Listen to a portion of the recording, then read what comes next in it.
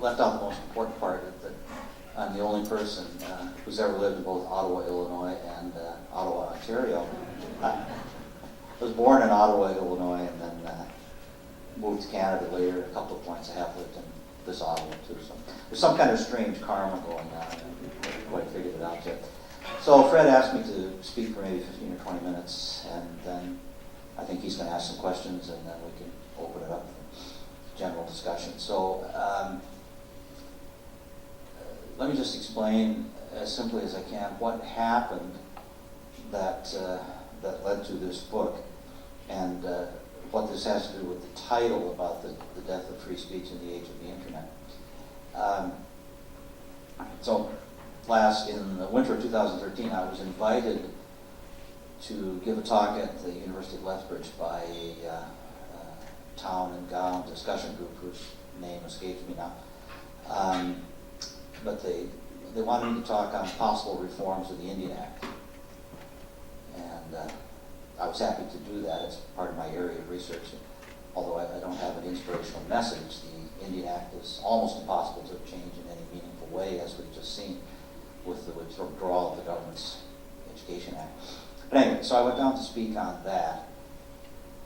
And so I went down there. I had dinner with a few of the people who had invited me, and then we went to the event. So it was in a classroom on a university campus, and in my mind, this was at least a quasi-academic kind of event devoted to exchange of ideas. But it was quite a hostile crowd. There's a number of large reserves around Lethbridge, and so I think there's been an attempt to bring in an audience, so that the room was filled to overflowing. People were standing out in the corridor, and it was obviously kind of hostile. But I gave my talk, and then we started on the Q&A. It was pretty raucous. People were bouncing up and shouting at me and denouncing me and so on. In the middle of all of that, somebody stood up and asked a long series of questions, including in the middle of it, a question about my take on child pornography, which is not an area that I had ever studied or written about, but I had once in my life said a couple of sentences about it in a different context, at a lecture at the University of Manitoba, and had been archived on the internet. So anyway, I shouldn't have tried to answer the question. It didn't twig in my mind that the nature of the meeting had changed. It was no longer, if it ever was, kind of an exchange of ideas in an academic setting, but it was a hostile political rally. And what the problem is, and as a lifetime academic, I have a weakness for trying to answer questions. I've always felt that's my responsibility in dealing with students, to try and answer their questions. But of course, that's not really appropriate in politics. Politics is mostly about avoiding questions. And I can remember in my different stints as campaign managers telling party leaders, stop answering questions. You're killing us by answering questions. But it's like flipping a switch. Politics and academic life are two very different things with different purposes. You can't do both at the same time, and you have to flip that switch to understand which you're doing. Well, I never flipped the switch. I was still in academic mode, so I tried to answer the question, and they probably have seen it or on YouTube or heard it being replayed in the news stories. My answer was, not well thought out because I hadn't come prepared to speak about that, but it questioned the necessity of mandatory imprisonment for viewing child pornography, which is the law now in Canada since 2005 is the law. If you go to YouTube and listen to the recording, listen carefully, you can hear the person who's making it say, "Gotcha." I mean, that was the point of the whole thing, was to capture something which could be used for an attack. Excuse me, I just have to get some water.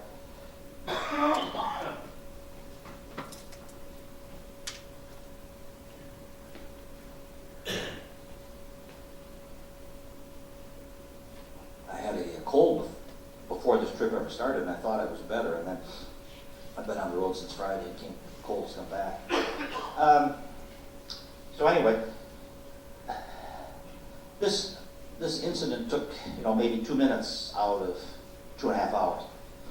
And nobody in the room seemed to think it was particularly important. After the meeting ended, a lot of people came up with, some personal discussion afterwards. Some of the people who've been asking hostile questions came up to have their picture taken with me. I don't fully understand the psychology, but I was posing with idle no more manners. It was kind of fun. But anyway, nobody said, hey, something really dangerous has happened here. So I went back to the hotel. I had a glass of wine, went to bed, got up the next morning, had breakfast, and started driving back to Calgary. It's about a 3-hour drive from Lethbridge to Calgary. Well, it's like Kafka's novella Metamorphosis, in which a man wakes up one morning, he's been turned into a giant cockroach. So in the course of the drive, I was turned into a giant cockroach without knowing it. What happened is that people who had set up the question and filmed it, recorded it, had taken a clip and put it up on YouTube with the caption, Flanagan okay with child pornography. And I didn't know this was happening, so the thing was sitting up there on YouTube. So then, that was, took place early in the morning. So as soon as reporters stumbled out of bed, the mainstream media grabbed it. They couldn't reach me. I was in my car. So they went to politicians for a response to what I was reported as saying. And so that's when the roof started to fall in. So I was very quickly condemned in extravagant terms by the Prime Minister's office, by the Premier of Alberta, by the leader of the official opposition in Alberta, by President Manning, by CBC, by the president of my own university. I mean, all this happened within a few hours. And I was kind of shell-shocked by the whole thing. Wasn't quite sure how to respond to it. I didn't talk to the media that day. Maybe I should have, but the story had really gotten out of anybody's control in the time that I was driving from Lethbridge to Calgary. The story sort of started as crazy professors makes over-the-top comments, but very quickly morphed into Flanagan fired by everybody that he's ever worked for. And once that happened, I didn't see how I could really affect the story.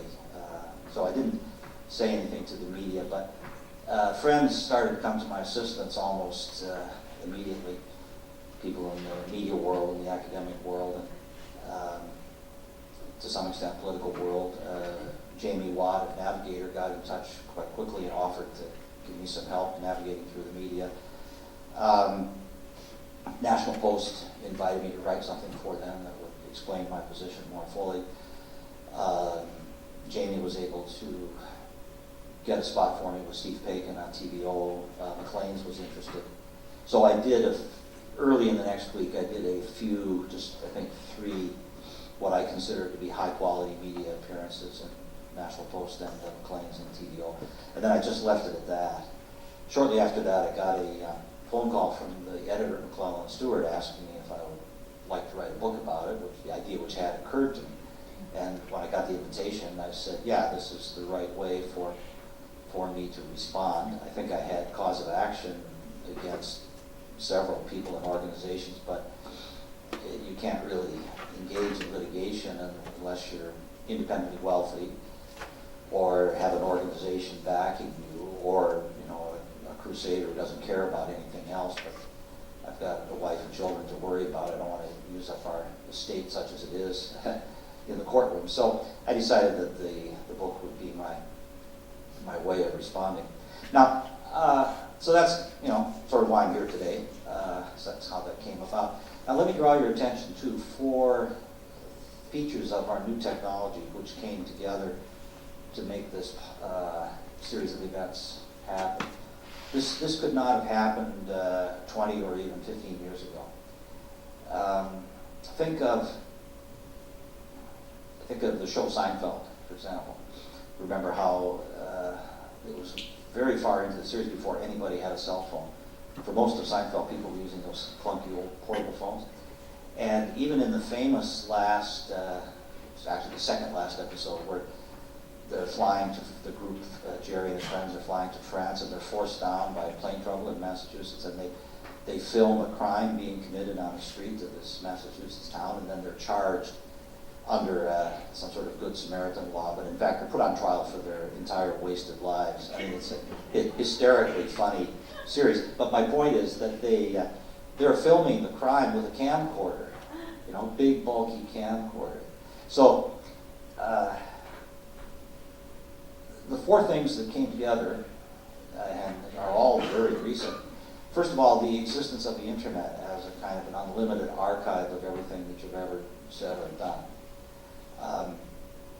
The internet has created untold possibilities for what people in politics call opposition research, finding out about people, digging up quotations of reports that can be used against them.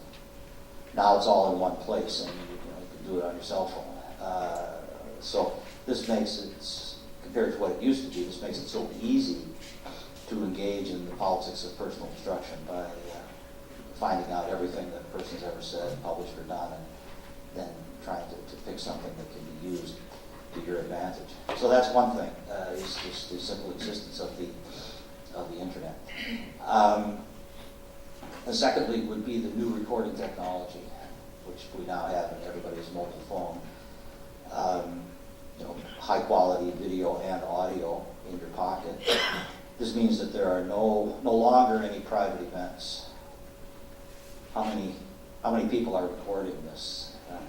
How many people are live tweeting it as I speak? It could be happening. You never know. You have absolutely no way of knowing. And so you have to assume that every event, no matter how it's advertised as a confidential event, is capable of being reported. Now, I was not speaking at a confidential event, but the point is still the same. In the old days, 10 years ago, if somebody was recording the event, it would have been obvious. There would have been a big tripod set up with camera and lights, and you would know it. Today, you never know when somebody is capturing you on screen.